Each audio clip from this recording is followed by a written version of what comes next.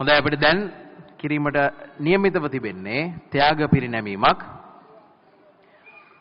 පහවසර ශිෂ්‍යත්ව විභාගයේ මේ සමතුන්ට තමයි මෙම ත්‍යාග පිරිනැමීම සිදු කිරීමට නියමිතව තිබෙන්නේ. මීට අනුග්‍රහය දක්වා තිබෙනවා මහරගම නැනිරහා විංස් අධ්‍යාපන ආයතනවල ආචාර්ය මණ්ඩලය අනුග්‍රහය දක්වා තිබෙනවා. ඔවුන් නියෝජනය කරමින් චමිල් කසුන් මහත්මයාට ආරාධනා කරනවා මෙම ත්‍යාග පිරිනැමීම සඳහා. දෙමළ මාධ්‍යයේ දිවයිනේ ප්‍රථම ස්ථානයේ හිමි කරගෙන තිබෙන්නේ කිෂෝන්. ඔහු තමයි පළමු ත්‍යාගය හිමි කරගන්නේ චමිල් කසුන් මහත්මයා අතින්.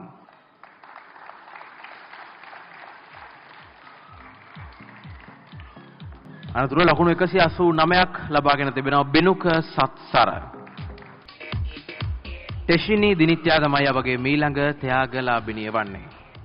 හොඳයි අපි මීළඟට යමු වන්නේ සාමාන්‍ය පෙළ විභාගයේ සමතුන් සඳහා තිලින ප්‍රදානය කිරීමට සුදම් සදෙස්නා ජයනාත්.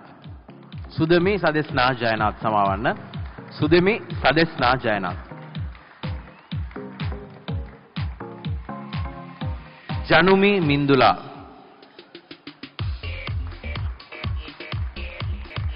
කවිෂා පාරමී.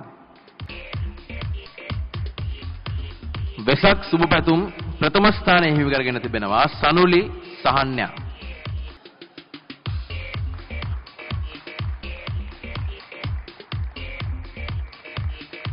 හරි චමිල් කසුන් මහත්මයාට බොහොම ස්තුතියි.